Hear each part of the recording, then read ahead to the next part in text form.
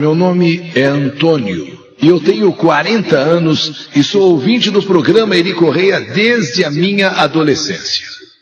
Escutava muito com a minha avó, que era muito fã das cartas da saudade. Mas infelizmente, aquela doença terrível, aquela doença cruel, o câncer, a levou em menos de um mês, quando ela descobriu que tinha. Quando ela descobriu que tinha câncer, em menos de um mês ela foi embora, porque estava em estágio muito avançado. Aliás, eu até aproveito esse ponto da saudade, da carta, para dizer que amanhã, gente, logo de manhã, nós começaremos a fazer uma novena. Nós vamos iniciar amanhã a novena para os doentes de câncer, para São Peregrino, o protetor dos doentes de câncer, amanhã, de manhã às 6 horas e meio-dia. Aqueles que queiram, por favor, nos acompanhem. Quem conhece alguém com essa doença, ou quem tem essa doença, é ou não é? Por favor, fiquem, eu peço a vocês que acompanhem amanhã a novena a São Peregrino. Mas voltando à carta, quando ela descobriu que tinha o câncer, em um mês, ela foi embora. Mas ela era minha amiga, e sinto até hoje uma dor no peito quando me lembro de minha querida vovó. Em meados de 93, eu tinha 14 anos, e meu irmão, um menino muito atentado. Eu tinha 14 e o Edson 13, filho de uma outra mãe. Mas naquela época era comum irmãos de pais ou mães diferentes morarem na mesma casa. E as pessoas levavam isso numa boa. Quer dizer, éramos irmãos, porém ele era filho de uma outra mãe. Irmãos por parte de pai. Mas voltando ao meu irmão Edson, ele era daquelas crianças atentadas. Daquelas crianças que não paravam um minuto sequer. E meu pai me punha, por ser mais velho, a cuidar dele. Eu ficava muito bravo porque sempre acabávamos brigando. Embora eu fosse mais velho, mas eu não era tão mais velho assim. Era um ano e pouco a diferença.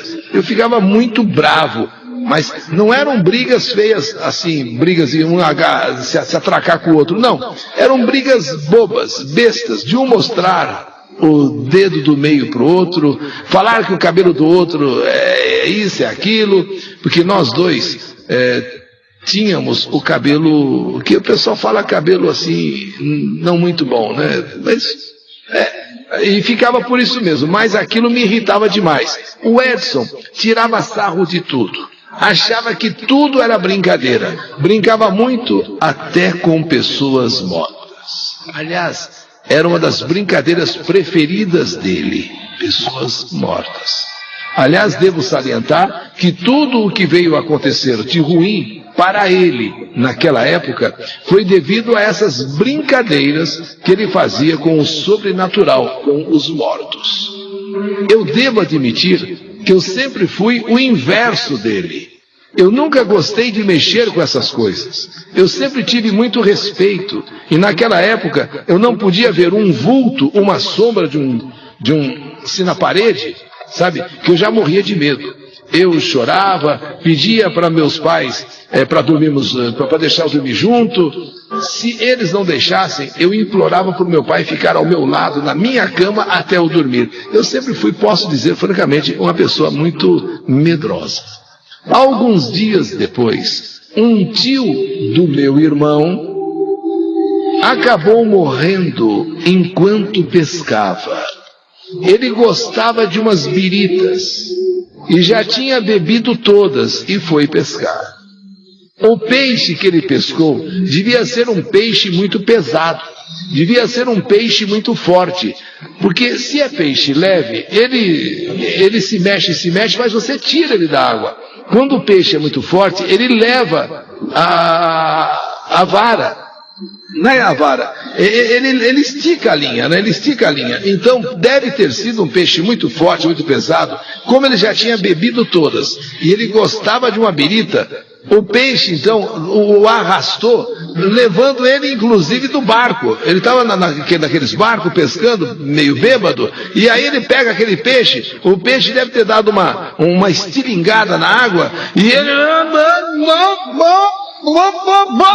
caiu dentro da água. Caiu dentro da água. Como estava meio bêbado, acabou se afogando. Sim, tio desse meu irmão, meio irmão. que morávamos juntos, mas ele era meu irmão por parte de pai. Mas tio dele morreu exatamente afogado por causa dessa tal bebida. O peixe puxou, ele tentou segurar, o peixe foi mais forte, desequilibrou, caiu e morreu afogado. Quando encontraram o corpo deste tio, alguns dias depois, ele estava todo assim, como que eu diria, machucado. Não, sabe que os peixes acabam comendo, né?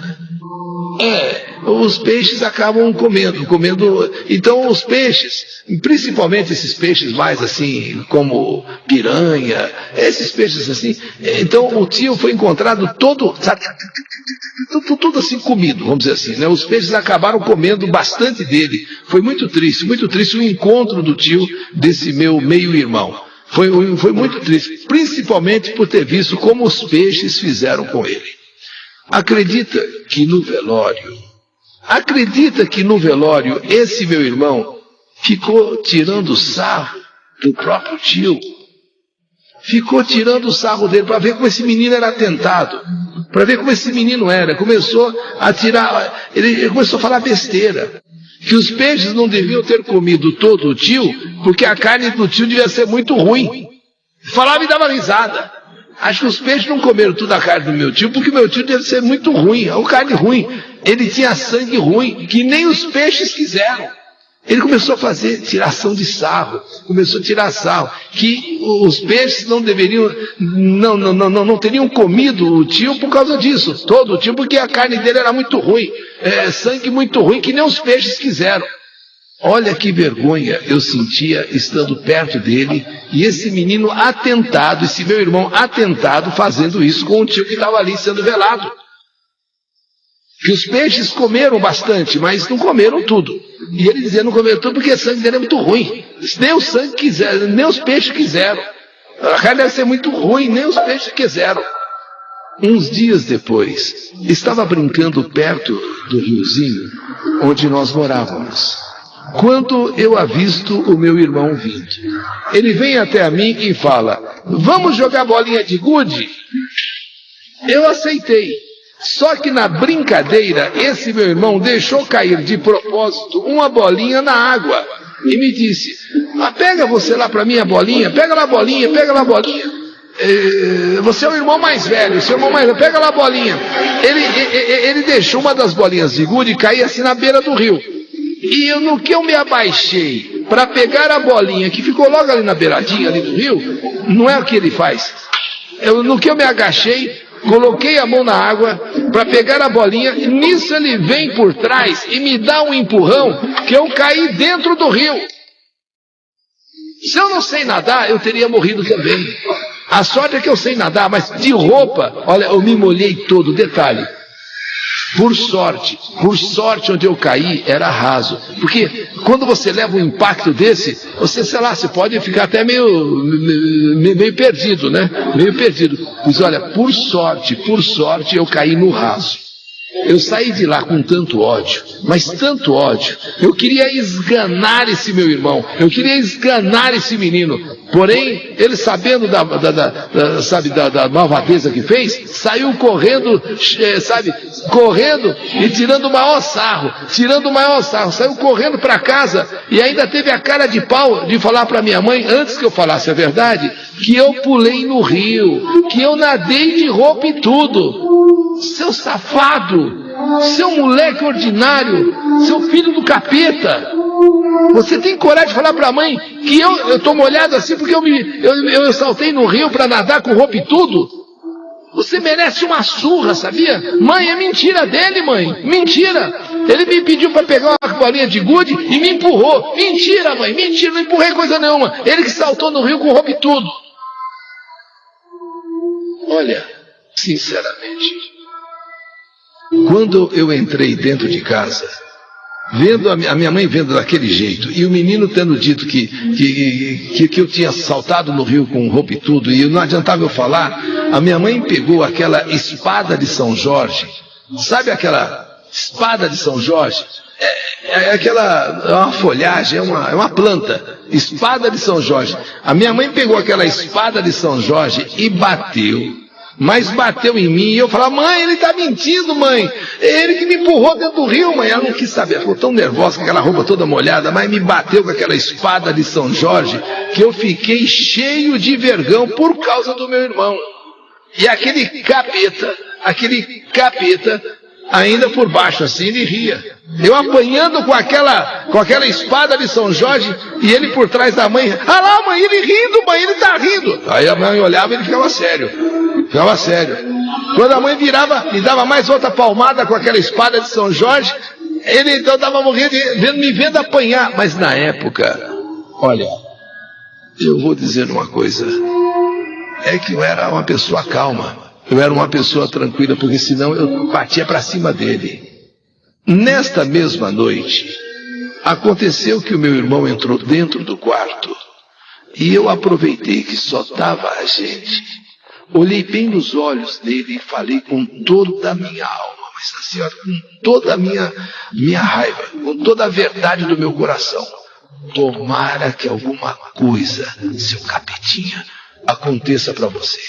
Mas olha, tomara que um fantasma, tomara que uma assombração venha puxar o seu pé à noite, para você deixar de ser tão moleque, tão encapetado, tá bom? Tão encapetado. Tomara. Falei olhando bem nos olhos dele. Não tô nem aí. Você fica brincando com essas coisas. Você fica brincando com os mortos, que nem se brincou lá com o teu tio.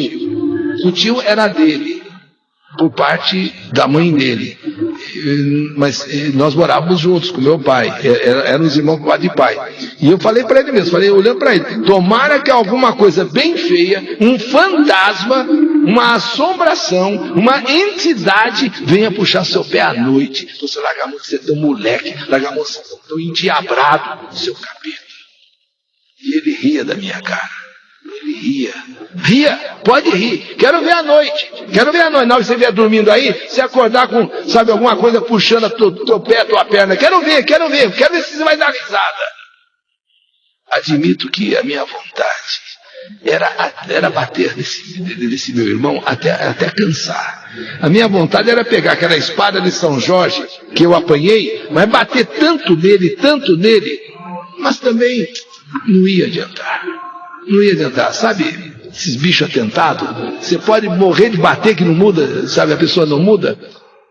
Mas naquela noite algo aconteceu. Fomos dormir. De madrugada eu acabei acordando, ouvindo passos pela casa. Não liguei muito, porque o meu pai é costume dele acordar e ir até a cozinha, beber um copo d'água, muitas vezes ir até o banheiro fazer xixi. E meu pai, ainda em noites estreladas, sempre teve um costume de às vezes sair lá fora para ver as estrelas, para ouvir o barulho do mar. Coisa assim de pessoa, sabe? Pessoa do mato. Ele tinha. Então, ele às vezes saía para ver a lua bonita. Ele perdia o sono, para não ficar na cama, ou ele ia no banheiro, ele ia na cozinha, ou às vezes até saía para ver a lua, para ver as estrelas. Era um costume dele ir sempre com uma vela, por conta da escuridão. Ele não acendia nada para não acordar ninguém, então ele ia com a vela e ficava lá fora vendo as coisas. Então eu não me incomodei com aquele barulho de passos andando em casa. E eu fui voltar a dormir. Ouvi, acordei aqueles passos, voltei a dormir, senti de repente os passos bem próximos da onde nós dormíamos, eu e o meu irmão. Eu dormia embaixo, meu irmão dormia em cima, é uma beliche. Mas como eu estava virado para a parede, eu pensei que então o meu pai, que eu ouvi andando lá dentro da casa, estivesse ali no quarto, entrou ali no quarto. mas percebi que ao mesmo tempo não havia a luz da vela, porque meu pai nunca quis acender luzes assim de madrugada, ele sempre pegava uma vela. E se meu pai estivesse no quarto, ele teria que estar com a vela. Mas, sabe aquela... Olhei assim, meu pai entrou, vi os passos dentro ali, perto inclusive do beliche. Eu dormia embaixo, meu irmão dormia em cima, mas também achei estranho porque não viu meu pai com a vela. Sempre quando ele de madrugada acorda, ele acorda com a vela. Ele deixa até uma vela no criado mudo. Então era alguém que estava ali no quarto, no escuro. Será que meu pai estaria ali sem segurar aquela vela, sem iluminar a vela? De repente ele resolveu entrar no quarto no escuro mesmo? Eu só sei que o meu irmão, dali a pouco, deu um grito, mas tão alto, que eu assustei. Eu assustei de tal modo que quase eu caí da cama, com um grito do meu irmão. Eu sei que eu pulei da cama, meu pai já apareceu com um facão no quarto, perguntando: o que aconteceu? O que aconteceu? Meu pai achou que fosse algum ladrão, alguma coisa que foi, já veio com um facão. Já veio com um facão perguntando: o que aconteceu? O que aconteceu? Aí o meu irmão: alguém puxou meu pé, alguém puxou meu pé, enquanto eu dormia, me acordou puxando o pé, me puxando os dois pés, uma mão gelada me puxando os pés. Eu já falei para ele: não fui eu não, pai, não fui eu não, eu estava dormindo. Eu estava dormindo, eu só ouvi passos, mas não fui eu que puxei o pé dele não. Eu tinha até pensado que era o pai que estava aqui. Foi quando meu pai falou foi quando ele disse: não é eu não. Eu não entrei aqui no quarto. Eu realmente fui até a cozinha e fumei lá um cigarro lá fora, olhei um pouco à noite, mas só foi isso só. E pare de besteira. Para de besteira. Que negócio de puxar a perna, pé, coisa nenhuma. Vai dormir. Vamos os dois dormir. Meu pai, de verdade, nunca foi um homem carinhoso, mas tudo bem, era um bom pai. E quando então eu volto a dormir, o meu irmão desceu da beliche, da parte de cima, e disse: Antônio, eu estou com medo, deixa eu dormir com você? Deixa eu dormir aí na sua cama, na parte de baixo da beliche, onde eu durmo. Eu estava sem paciência, falei ainda para ele: eu espero mesmo que sabe, essa assombração aí que você sentiu aí, pegue você mesmo, para você parar de ser tão endiabrado, para você parar de fazer tanta arte. Tomara que pegue você. Ainda falei assim para ele: não vai dormir aqui coisa não, dorme lá na sua cama. E ele começou a chorar e voltou para a cama dele. Aí por um instante tudo se acalmou. Só que dali a pouco meu irmão começou a se mexer de um jeito estranho na cama. E eu acabei novamente acordando e já explodindo de raiva. E ainda falei baixinho comigo mesmo: espero que um fantasma esteja dando um susto nele. Tomara que uma assombração esteja deixando esse moleque assustado mesmo. E quando de repente a cama começa a balançar, pra cá, pra lá, pra cá, o meu irmão de repente, sabe, o que está acontecendo? O que está mexendo nessa cama? Como se alguém chacoalhasse a cama. Como se alguém chacoalhasse a cama. E de repente chacoalha de um jeito: ei, quem está chacoalhando a cama? Ei, quem está chacoalhando a cama? E daí a pouco o meu irmão cai lá de cima, bum! E bate com a cabeça no chão e começa a chorar alto. Só que dessa vez eu fiquei assim na minha, assustado, mas eu não quis me levantar da cama. Eu fingi que estava dormindo. Quando meus pais chegaram, aí chegou meu pai e minha mãe, desesperados: o que houve agora? O que aconteceu agora? O que está acontecendo? Eu fiz então que eu estava acordando assim. Pai, o que aconteceu agora? O que aconteceu? O que houve? O que aconteceu? Eu ainda bocejei: eu não sei de nada, pai. Eu acabei de acordar. Acordei com o senhor falando alto. Meu irmão, que tinha caído da parte de cima, poderia ter tido até uma fratura. Ele só bateu a cabeça, mas não se machucou tão sério, tão grave. E disse que estava sonhando, quando de repente uma velha, com uma aparência cadavérica, uma espécie de manta, sabe? Usando uma espécie de manta, uma velha cadavérica, usando uma espécie de manta, com um véu no rosto e com uma voz horrível do outro mundo, falou para ele que a hora dele estava chegando. Foi daí que a cama começou a balançar e ele deu aquele grito e caiu da parte de cima. Ele dizendo que é uma velha, um jeito de cadavérica, e usando uma manta, um véu no rosto e com uma voz horrível, uma voz do outro mundo. Falando que a minha hora chegou, e que eu brincava tanto com os mortos, que agora chegou a hora deles brincarem comigo.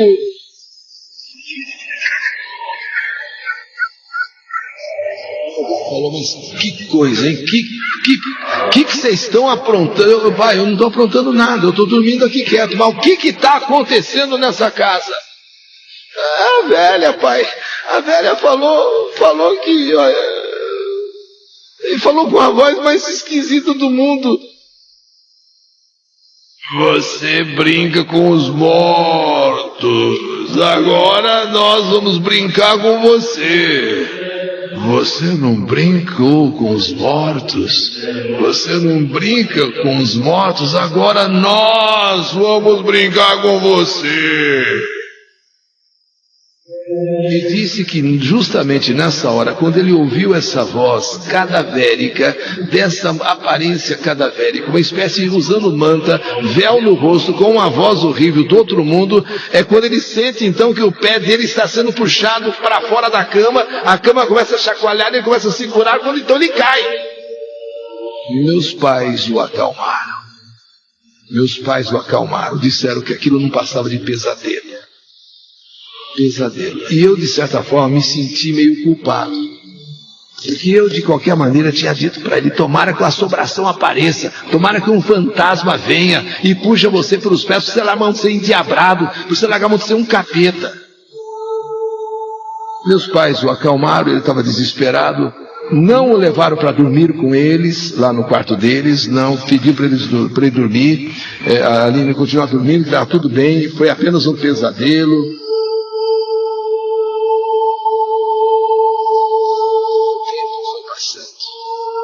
E meu irmão, infelizmente, foi crescendo.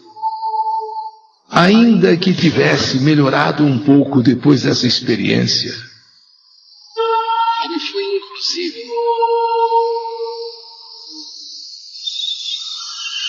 Por uns tempos, inclusive, ele se acalmou. Sabe quando você leva uma lição, quando você leva uma piaba e aprende?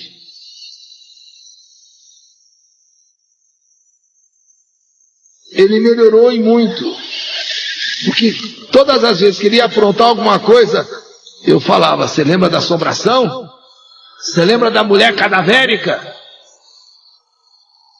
Ele modificava. Sabe quando o susto é grande? O tempo foi passando. Infelizmente, esse meu irmão se envolveu com bebida. E agora, em fevereiro de 2019, completou um ano que Deus o levou por conta disso. Por conta de uma cirrose que ele acabou adquirindo. Fiquei muito triste. Porque quando crescemos, entendemos as coisas de uma maneira diferente. Hoje eu sei que meu irmão era atentado daquele jeito por conta de ser muito sozinho, ser adolescente, estar naquela fase dos hormônios, estar cheio de energia, talvez pela separação do meu pai, da mãe dele, porque o meu pai ficou com a minha mãe e separou da mãe dele, ele veio morar com a gente, talvez muita confusão na cabeça dele. Daria tudo para ter esse irmão hoje de volta. Depois da morte dele, por cirrose, depois que a pessoa parte, depois que você amadurece um pouco mais, você enxerga as coisas de outra maneira. Até aquilo que parecia coisa do capeta, coisa de atentado, você até começa a lembrar, você fala, poxa, também não era tanto assim. De qualquer maneira, ele foi embora, devido ao vício da bebida, cirrose hepática. Daria tudo para ter esse meu irmão perto de mim. Tenho certeza que com os anos ele teria mudado definitivamente, teria sido outra pessoa modificada, comemorando as alegrias e as tristezas, já que ele era uma pessoa tão cheia de energia. Nunca guardei ressentimentos dele. E hoje essa carta é para mais falar sobre a saudade, que apesar dele ser quem foi, dele ser como era, eu não guardo ressentimentos. Eu tenho, na verdade, saudade do meu irmão querido Edson Pereira. Hoje, olhando o passado, eu fico lembrando, poxa, foi uma época boa a que nós vivemos. Eu, Antônio Moreira, aqui de São Roque, em São Paulo, para você, Edson Pereira. Tenho certeza que você deve ter se encontrado com a vovó Edna Aparecida. Aliás, quem me ensinou a ouvir o Eli Correia, quem me ensinou a ouvir a Carta da Saudade. Vovó Edna Aparecida Moreira. Meu irmão querido Edson Pereira. Hoje eu digo irmão querido. Na época eu tinha até bronca, até raiva. Era um endiabrado, era um verdadeiro capeta. Até aquele dia, daquela noite, em que eu disse para ele, antes de dormir, tomara que uma assombração apareça para você. Tomara que um fantasma venha e pega você pelos pés. Ele morreu de rir, tirou sarro. Só que naquela noite,